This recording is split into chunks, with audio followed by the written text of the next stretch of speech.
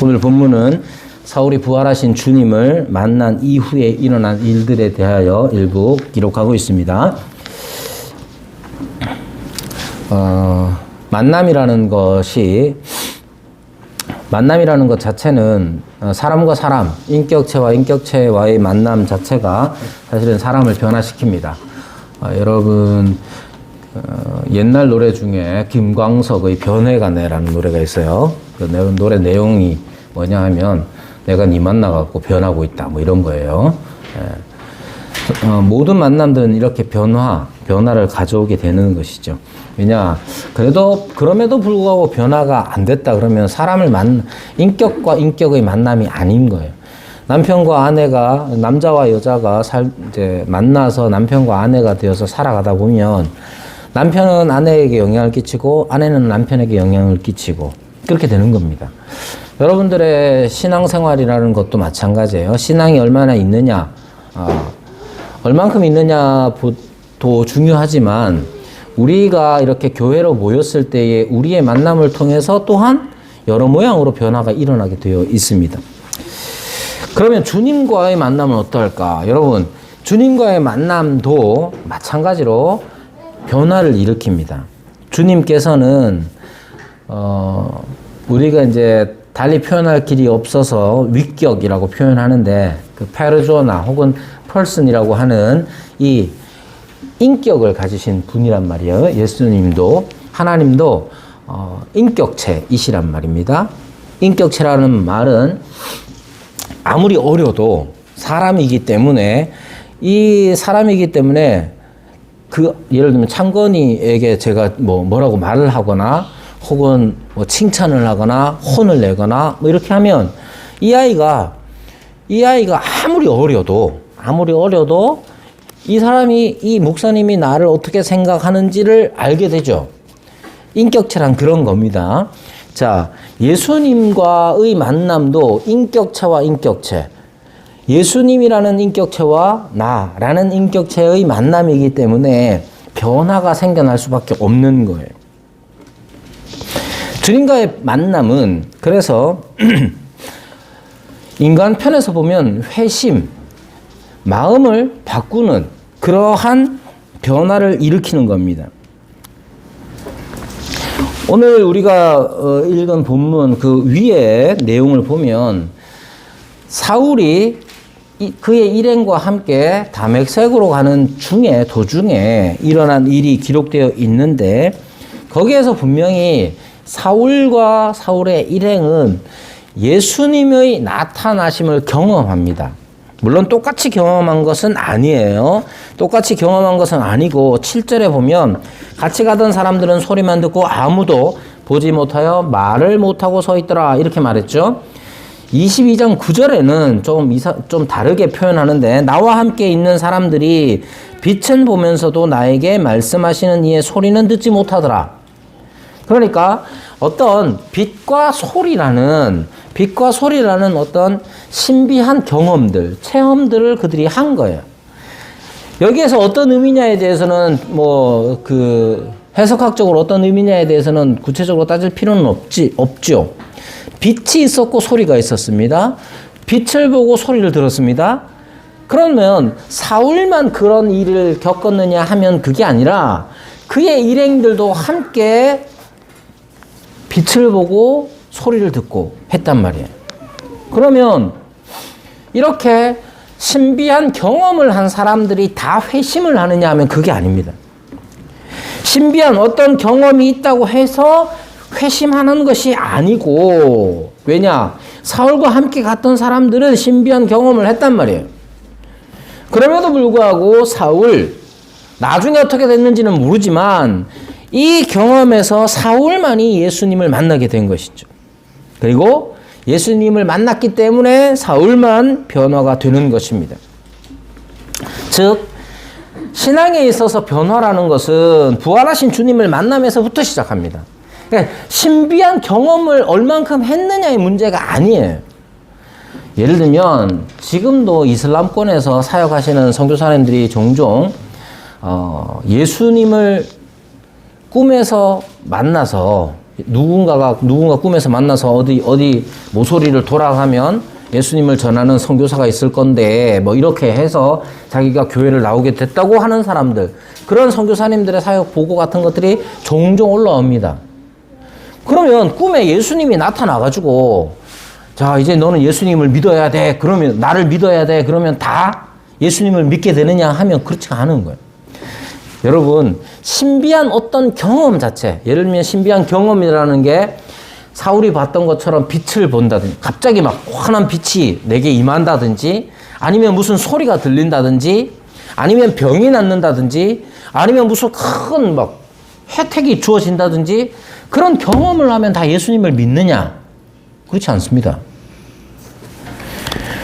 그러한 경험, 그런 체험 속에서 예수님으로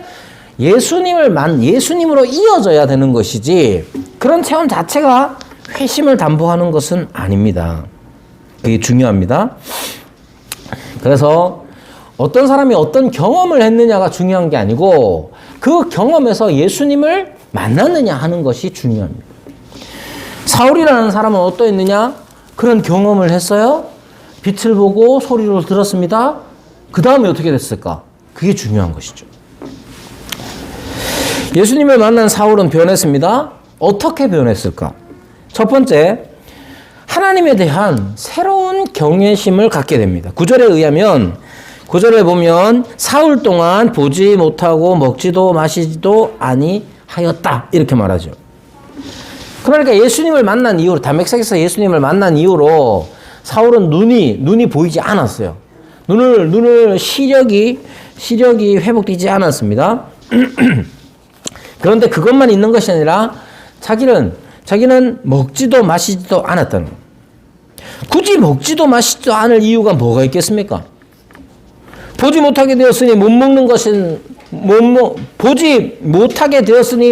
먹는다. 그건 아닐 거예요. 왜냐하면 다메섹으로 오는 도중에 이런 일을 겪었는데 다메섹까지 아직 돌아왔단 말이에요. 그럼 다메섹까지 누가 데리고 왔겠어요?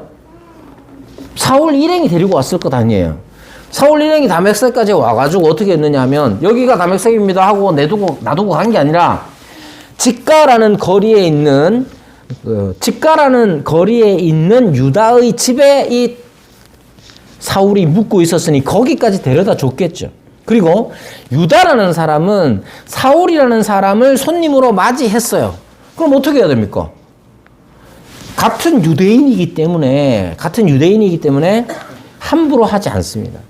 우리도 마찬가지잖아요. 우리가 어디 외국에 나가가지고 한국 사람을 만나면 반갑게 인사를 하고, 그 사람이 처지가 딱하다 그러면 밥을 한 그릇 사줄 수도 있는 거잖아요. 마찬가지입니다. 그럼에도 불구하고 사흘 동안 먹지도 마시지도 않았다는 건 사울의 의도고, 사울이 그것을 택하여서 적극적으로 그렇게 했다는 거예요. 왜 그렇게 했겠습니까? 오늘 본문에 보면 그가 지금 사흘 동안 먹지도 마시지도 아니하면서 뭘 했느냐? 기도 중이다, 이렇게 말하죠. 11절에 보면 그가 기도하는 중이라. 그러니까 쉽게 표현하면 사울은 지금 사흘 동안 먹지도 마시지도 않고, 즉 금식하며 기도하고 있었단 말이에요. 여러분, 금식기도 언제 합니까?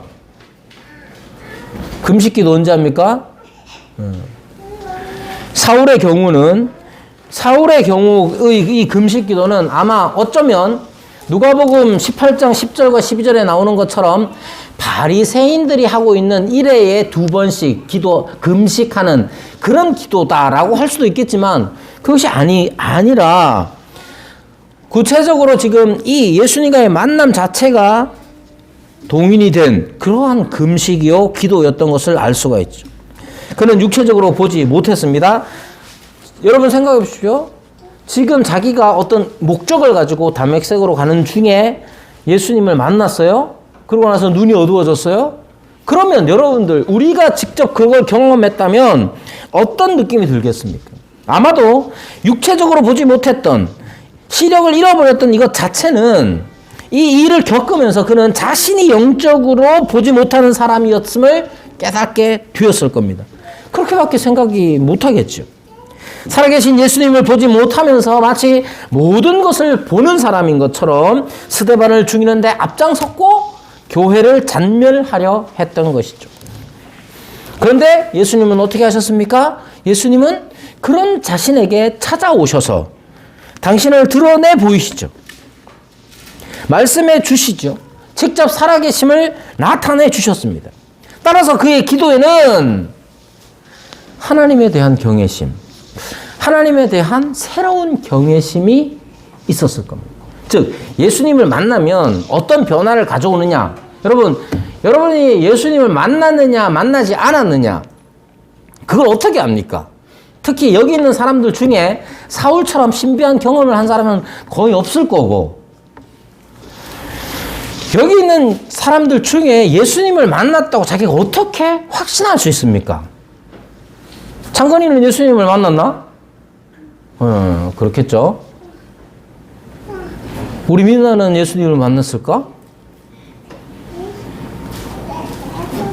여러분, 이게 창건이나 미나 누구나 다 마찬가지예요. 변화가 있어야 되는 겁니다. 변화. 사람과 사람이 만나도 변화가 있다. 심지어 사람이 개를 키워도 변화가 있어요. 개 키우면 뭘 해야 됩니까? 맨날 똥누이로 다녀야 되죠. 아침 저녁으로. 그렇잖아요. 예수님을 우리가 만났느냐? 우리에게 신비한 체험이 없다 할지라도 우리가 예수님을 만났는지 안 만났는지 어떻게 합니까? 하나님에 대한 새로운 경외심이라는 게 우리에게 생겨납니다. 왜 하나님에 대한 새로운 경외심이라고 말하느냐 하면, 사울은 이전에도 하나님에 대해서 경외심을 갖고 살았을 거란 말이에요. 그런데 자기가 경외심을 가지고 섬겼던 그 하나님이 어떤 분이냐 했을 때 예수는 아니다 이렇게 생각한 거예요. 예수라는 사람은 그냥 나랑 비슷한 또래의 사람일 뿐이고, 십자가에 달려서 죽은 사람일 뿐이고, 그가 십자가에 나무에 달렸기 때문에 하나님의 저주를 받은 자일 뿐이지 하나님이라고 할 수가 없다고 생각했던 거예요. 그런데 어떻게 됐습니까? 죽었던, 십자가에서 저주받아 나무에 달린 그 예수가 살아서 자기에게 말을 한단 말이에요. 그래서 사울이 변화된 그 가장 첫 번째는 뭐냐 하면, 예수님이 하나님의 하나님이심을 그가 믿게 된 거예요.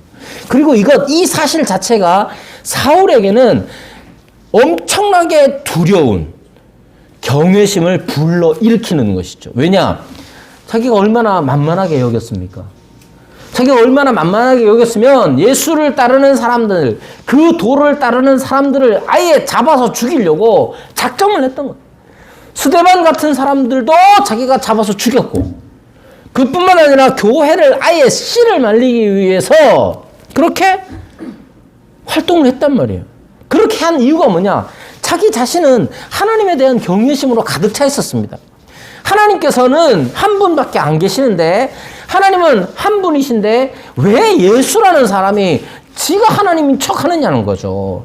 도저히 그것을 참을 수가 없어서 그는 교회를 잔멸하라고 했던 거예요. 그런데 그 예수, 자기가 죽이면 죽일 수 있다고 생각한 그 예수가 바로 하나님이신 것을 부활로서 사울에게 보이셨기 때문에 그는 하나님에 대한 새로운 경외심을 가질 수밖에 없었던 것이죠.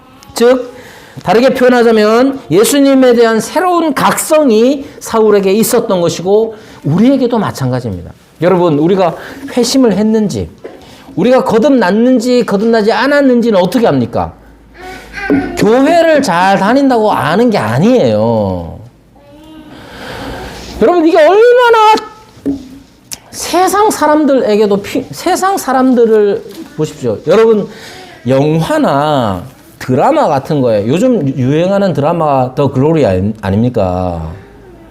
더 글로리에 보면 교회 열심히 다니는 사람이 하나 나와요. 열심히 교회를 다니는데 그 여자는 어떻게 합니까? 그 여학생은 학교에 가가지고 사람을 괴롭힙니다. 고데기로 사람을 찢고, 그게 실제로 있었던 일이라고 하더라고요. 그런 경우. 어쨌든 그 드라마 안에서 그 여학생은 교회를 다녀요. 이름도 아브라함의 아내 사라야. 걔는 열심히 교회를 다닙니다. 성가대도 합니다. 고등학교 때만 다니는 게 아니고 대학생 때도 다니고 미술가로 살아가면서도 교회를 다녀요. 근데 어떻습니까? 하나님에 대한 경외심이 없어요. 여러분들 하나님에 대한 경외심이 여러분들에게 있습니까? 막 성질이 나면 눈에 보이는 게 없는 사람이 있습니다. 그때 하나님이 나타나셔도 하나님에 대한 경외심 없어요. 자기 성질밖에 없어요. 자기가 억울한 일을 당하면 그때 하나님이 어떻고 저떻고 필요가 없어. 자기가 억울한 것 이상이 없어. 그렇게 되는 사람들은 여러분 그럼에도 불구하고 나중에 후회하고 하나님 용서해 주세요 할 수 있죠. 그렇게 된다면 모르겠는데 여전히 자기의 분노와 자기의 억울함은 하나님이 살아 계시건 말건 상관없이 그것이 최고인 사람들, 여전히 변화되지 않은 사람들입니다. 누가 회심한 사람입니까? 내 감정, 내 처지, 내 억울함, 내 분노, 하나님 앞에서 하나님에 대한 경외심이 내 분노보다, 내 억울함보다, 내 정의보다 더 크게 우리의 삶을 지배해야 그것이 변화의, 회심의 가장 중요한 기초적인 결과인 거예요. 예수님을 만나면 그렇게 되는 거예요. 예수님을 만났는데도 불구하고 자기 분노와 자기 억울함과 자기 정의와 자기의 의로움이 예수님보다 더 높아져 있다면 그건 예수님을 만난 게 아니에요. 자기가 빛을 보고 소리를 듣고 무슨 병이 났고 어떤 놀라운 일을 일으켜도 자기가 막 사람을 손 얹어서 기도하는데 막 사람이 막 살아나. 그럼에도 불구하고 하나님에 대한, 예수님에 대한 경외심이 없으면 그건 거듭난 거 아닙니다. 여러분 생각해보면 이 사울의 경우 예수님이 어떤 분이냐에 대해서 깨닫게 된 거예요. 예수님이 어떤 분이냐. 지난번에 나무에 달려가지고 십자가에 달려서 죽어버린 것 같았는데 죽지 않았단 말이에요. 아니 죽었죠. 죽었는데 다시 살아났단 말이에요. 살아났는데 그냥 어쩌다가 잠깐 기절했다가 살아난 사람처럼 다니는 게 아니고 압도해버리잖아요. 어떻게 압도합니까? 빛으로, 말씀으로 사울을 압도해버리잖아요. 그래서 예수님에 대해서 이분이 하나님이시구나라고 깨닫기를 시작하는 거예요. 그렇게 하나님을 깨닫게 되는 것과 함께 나오는 게 뭐냐 하면 자기 죄에 대한 각성입니다. 하나님을 경외합니다. 하나님은 참으로 하나님이십니다. 해놓고 자기 자신에 대한, 자기 죄에 대한 각성이 없다면 하나님 앞에서도 자기가 죄인인 것을 깨닫지 못하고 아니 하나님도 내 입장이 돼 보시면 알 거 아니에요 라고 한다면 하나님 앞에서 자기 죄를 깨닫지 못하면 그것은 변화된 게 아닙니다. 예수님은 그렇게 하지 않습니다. 사람과 사람 사이에도 간혹 그 사람의 인품이 사람이 너무 착하면 그냥 뭔 말을 안 해도 자기가 괜히 주눅 들기도 하고 미안하고 막 그러잖아요.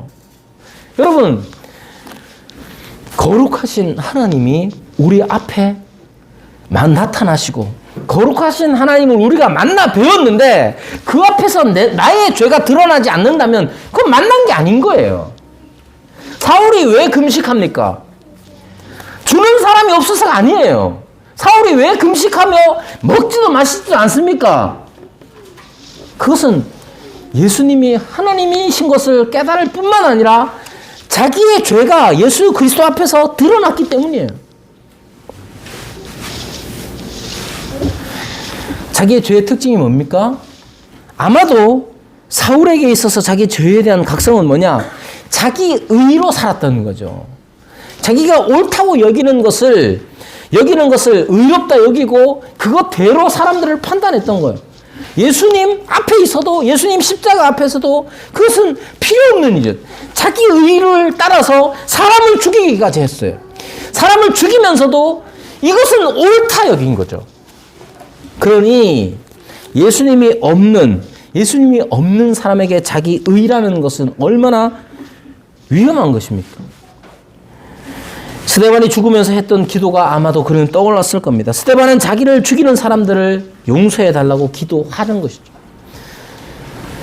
아마도 사울은 스데반의 기도를 떠올리며 자기의 죄가 용서받기를 그렇게 기도했을 겁니다.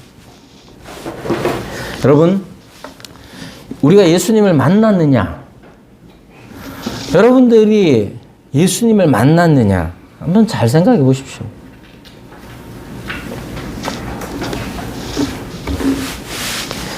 여러분, 회심은 언제나 똑같습니다. 물론 정도의 차이가 있을 수 있어요. 앞서 말씀드린 대로 막 화를 잘 내는 사람이 있습니다. 저 같은 사람들 막 화를 쉽게 막 잘 내거든요. 그래서 뭐 애들한테든 누구한테 지나가는 뭐 운전하다가도 막 화가 잘 나요. 화를 얼만큼 잘 내느냐, 얼만큼 잘 참느냐, 이런 문제가 아니에요.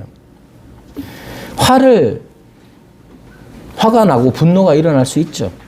그러나 자기의 분노조차도, 자기의 의조차도 예수님께서 하나님이시라는 사실 앞에서 꺾을 수 있느냐의 문제입니다. 사울은 그 일을 했던 것 같아요. 이것은 사울만의 일이 아니고 우리 모두의 일입니다. 사울처럼 신비한 경험을 하면 되느냐? 그렇죠? 사도행전이 그걸 기록하지 않습니까? 어떻게 기록합니까? 사마리아의 경우, 사마리아 사람들의 경우에는 표적, 놀라운 중풍병자, 못 걷는 사람들이 일어나 걷고 막 이랬단 말이에요.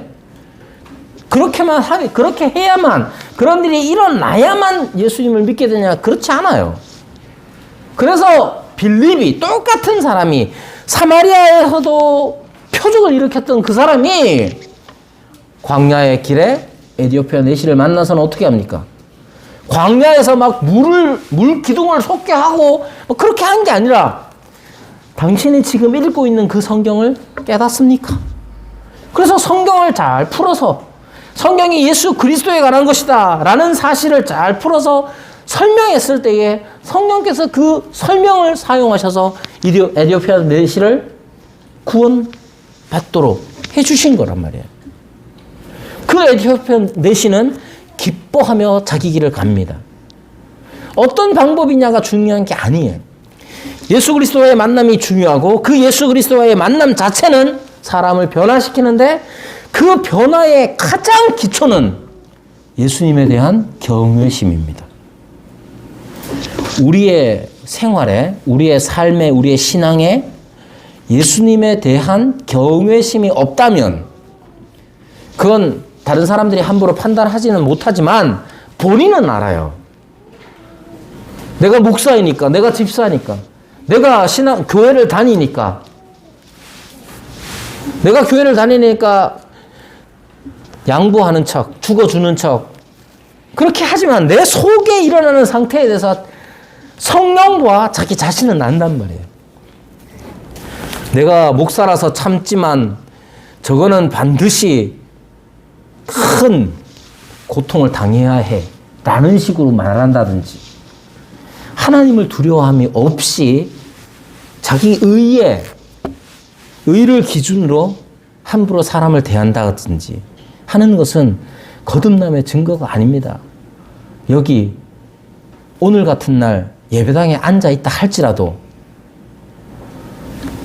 그러므로 여러분 우리가 참으로 예수님을 만난 사람인지 회심, 거듭난 사람인지 늘 조심하며 기도하며 아직도 자기 의를 버리지 못한 채 하나님을 경외하는 마음이 없이 살아간다면 여러분, 주를 만나십시오.